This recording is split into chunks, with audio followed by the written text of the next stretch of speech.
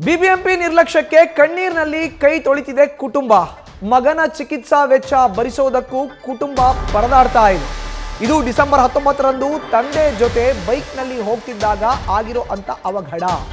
ಜೈನ್ ಆಸ್ಪತ್ರೆಯಲ್ಲಿ ಚಿಕಿತ್ಸೆ ವೆಚ್ಚ ಭರಿಸೋದಾಗಿ ಬಿಬಿಎಂಪಿ ಮೊದಲೇ ಹೇಳಿತ್ತು. ಕಮಿಷನರ್ ಕೂಡ ಭರವಸೆಯನ್ನ ಕೊಟ್ಟಿದ್ರು. ಬಿಬಿಎಂಪಿ ಕಮಿಷನರ್ ಭರವಸೆಯನ್ನ ಕೊಟ್ಟಿದ್ರು. ಬಟ್ ಕಮಿಷನರ್ ಭರವಸೆ ಕೊಟ್ಟಿದ್ದಷ್ಟೇ, ವೆಚ್ಚವನ್ನ ಭರಿಸದೆ ಬಿಬಿಎಂಪಿ ಈಗ ನಿರ್ಲಕ್ಷ್ಯವನ್ನ ತೋರ್ತಾ ಇದೆ. ಜೇಡನ್ ಲುಕಾಸ್ ಚಿಕಿತ್ಸೆಗೆ ಖರ್ಚಾಗಿರೋದು ಬರೋಬ್ಬರಿ 22 ಲಕ್ಷ ರೂಪಾಯಿ. ಬಾಲಕನ ವೈದ್ಯಕೀಯ ವೆಚ್ಚ ಭರಿಸಲು ಕುಟುಂಬಸ್ಥರು ಈಗ ಪರದಾಡ್ತಾ ಇದ್ದಾರೆ. ಮಗನನ್ನ ಉಳಿಸೋಕೆ ಸಾಲ ಮಾಡಿ ಬಿಲ್ ಕಟ್ತಾ ಇದ್ದಾರೆ ಡೇವಿಡ್. ಬಿಬಿಎಂಪಿ ಈವರೆಗೂ ಒಂದೇ ಒಂದು ಪೈಸೆ ಕೂಡ ಕೊಟ್ಟಿಲ್ಲ. ಮಗನ ಆರೋಗ್ಯದಲ್ಲಿ ಸುಧಾರಣೆ, ಚಿಕಿತ್ಸೆ ಮುಂದುವರಿಕೆ, ಹಣವಿಲ್ಲ. ದಯಮಾಡಿ ನೀವು ಹೇಳಿದಂತೆ ಹಾಸ್ಪಿಟಲ್ ಬಿಲ್ ಕಟ್ಟಿ ಅಂತ ಮನವಿಯನ್ನ ಮಾಡ್ಕೊಳ್ತಾ ಇದೆ ಕುಟುಂಬ ಬಿಬಿಎಂಪಿಗೆ ಮನವಿ ಮಾಡ್ತಾ ಇದ್ದಾರೆ ಬಾಲಕನ ತಂದೆ ಡೇವಿಡ್.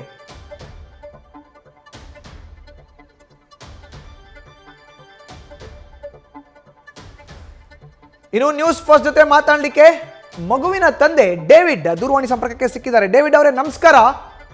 ನಮಸ್ಕಾರ ಸರ್. ಏನಾಯ್ತು ಈಗ? ಬಿಬಿಎಂಪಿ ಅವರು ಕೊಟ್ಟಂತ ಭರವಸೆ ಕೇವಲ ಭರವಸೆ ಮಾತ್ರನಾ? ಕಮಿಷನರ್ನ ಭೇಟಿ ಮಾಡಿದ್ರಾ? ಹಣ ಏನಾದ್ರು ಕೊಡ್ತಾರಂತ? ಮಗುವಿನ ಸ್ಥಿತಿ ಹೇಗಿದೆ ಡೇವಿಡ್ ಅವರೇ ಈಗ? ಮಗುವಿನ ಸ್ಥಿತಿ ಇವಾಗ ಸ್ವಲ್ಪ ಸ್ಟೇಬಲ್ ಆಗಿದೆ ಸರ್ ಸದ್ಯಕ್ಕೆ. ಅದೇ ಬಿಬಿಎಂಪಿ ಕಡೆಯಿಂದ ಇನ್ನೂ ಏನು ಬಂದಿಲ್ಲ ಸರ್. ಅದು ಹೋದಾಗೆಲ್ಲ ಫೈಲ್ ಅಲ್ಲಿದೆ ಇಲ್ಲಿದೆ ಅಂತ ಇದಾರೆ. ಇವಾಗ ಫೈನಲ್ ಸ್ಟೇಜು ಕಮಿಷನರ್ ಹತ್ರ ಇದೆ ಅಂತ ಹೇಳ್ತಾ ಇದಾರೆ. ಬಟ್ ಆದ್ರೆ ಇದುವರೆಗೂ ಇವತ್ತಿಗೆ 1 ತಿಂಗಳಾಯ್ತು ಸರ್ ಕರೆಕ್ಟಾಗಿ. ಹೋದ ತಿಂಗಳು 18ಕ್ಕೆ ಬಂದಿರೋದು, ಇವತ್ತಿಗೆ 1 ತಿಂಗಳಾಯ್ತು. ಇನ್ನೂ ಆ ಕಡೆಯಿಂದ ಏನು ರೆಸ್ಪಾಂಡೇ ಇಲ್ಲ.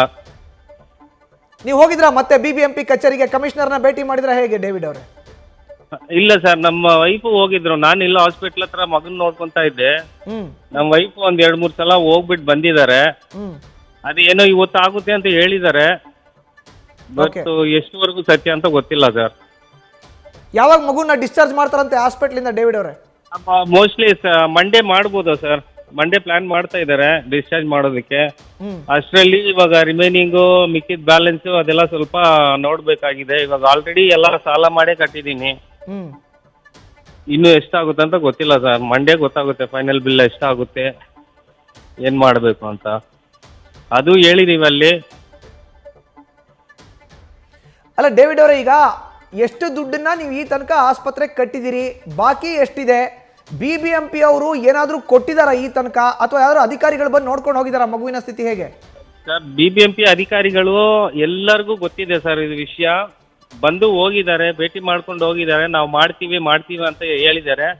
ಆದ್ರೆ ಇದುವರೆಗೂ 1 ರೂಪಾಯಿ ಬಂದಿಲ್ಲ ಅವ್ರ ಕಡೆಯಿಂದ. ನಾವೇ ಸಾಲ ಮಾಡ್ಕೊಂಡು ಕಟ್ತಾ ಇದೀವಿ ಸರ್.